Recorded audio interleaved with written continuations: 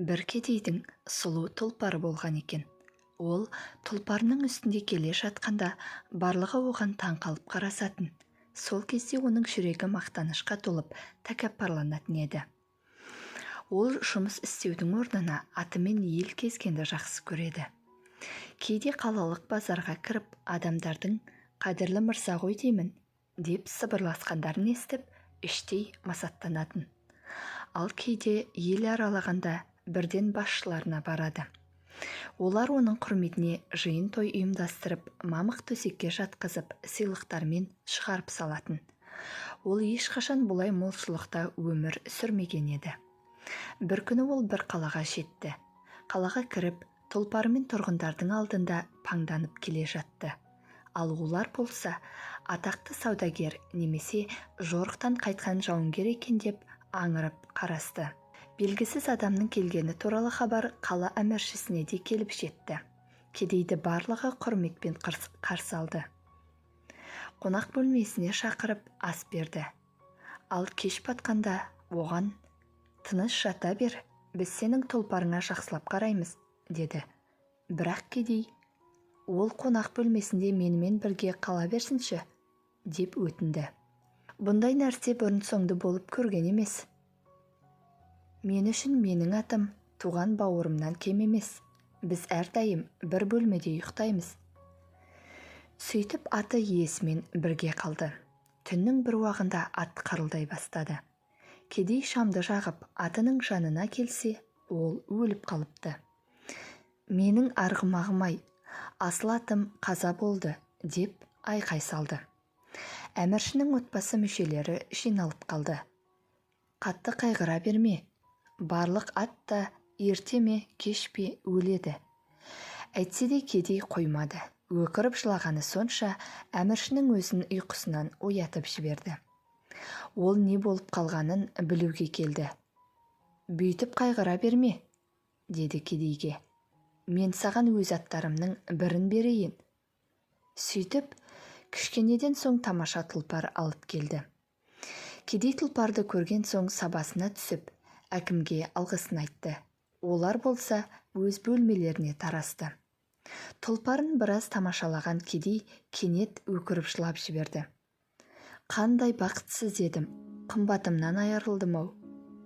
Қызметшілер қайтадан жүгіріп келді. Оның артынан әкімнің отбасы жетіп келді. Бірақ кедейді қанша жұбатса да көз жасы тыйылмады. Ақырында әкім шыдамай: «Не болды сонша жылап? Саған бұрынғыдан еш кем емес жаңа тұлпар сыйлаған жоқ па едік?» Бірақ кедей: «Жыламай қайтейін. Сенің сыйлығың шындығында да керемет. Менің бұрынғы атым сияқты. Бірақ ол өлмегенде бұл кезде менде 2 ат болар еді ғой. Ал қазір біреу-ақ, қандай зор қайғы, сорлы басым-ай» деп бұрынғыдан да бетер өкіріп жылады. Ешкім жұбата алмай әлек болды. Сонда әмірші: «Жарайды, сонша қайғырып кеттің ғой. Дегенің болсын, тағы бір ат берейін. Тек дыбысыңды шығармашы, әйтпесе сенің дауысыңнан бүкіл қала ұйықтай алмай жатыр» деді. Қызметшілер алдыңғы ат сияқты тағы бір керемет тұлпар әкелді. Кедей жылауын тоқтатып, әкімге алғысын жаудырды. Барлығы қайта тарас бөлмелеріне барып жатып қалды. Тек кедей ғана қандай бақытқа кенелгені туралы ойланып отырды. Бір ғана аты бар еді, енді 2 аты бар. Сол кезде оның көзі өлі атына түсіп кетті де қайтадан ойбайға басты. Қандай қайғы, қандай бақытсыздық. Сарай тұрғындары қайта жиналды. Әмірші қайта келіп, оны жұбата бастады. «Қайғың қаншалықты ауыр болса да, сен өз-өзіңді қолға алу керексің ғой. Еркек емессің бе? Өмір бойы өлген атқа қайғырып өтпейтін шығарсың». «Қайғымды баса алмай отырмын» деді кедей.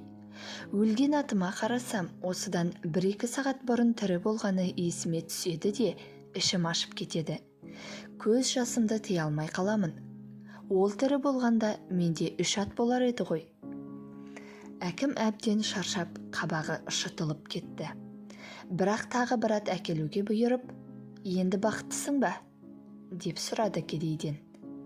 Сенде енді 3 бірдей ат бар. Енді үнің өшетін шығар, бізге ұйқы бер. Барлығы енді ұйқыға кеткенде кедей тағы да еңірей бастады.